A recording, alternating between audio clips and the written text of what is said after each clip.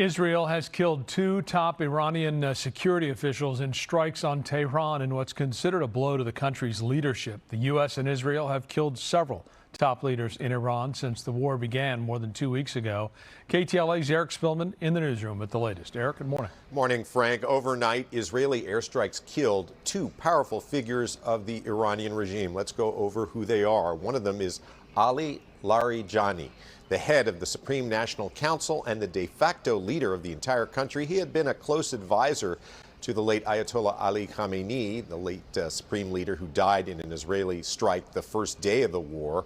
Also killed overnight by the Israelis, General Gholamreza Soleimani. He was the head of the Basij, the plainclothes security force within Iran that is very powerful and very violent, and was responsible for the deaths of thousands of demonstrators in that country earlier this year. Now, some observers believe that with Israel eliminating most of Iran's power structure, eventually someone will be left who will want to negotiate an end to the war. They have a big board, and it's got pictures of all of these folks drilling down way below the 4-star, down to 3-star, 2-star, putting it in military context. They're going to continue to relentlessly go after these people. At some point, you may get down to a layer in the rock formation where you can actually have a conversation.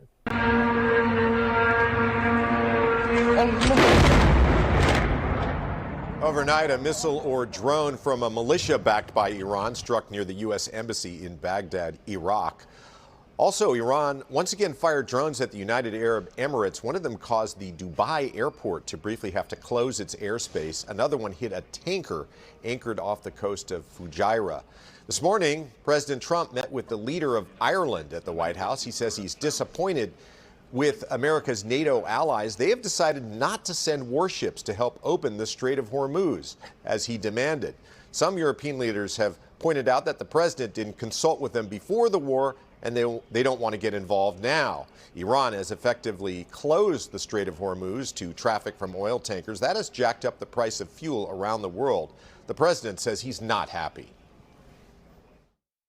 I think NATO's making a very foolish mistake, and I've long said that, I wonder whether or not NATO would ever be there for us.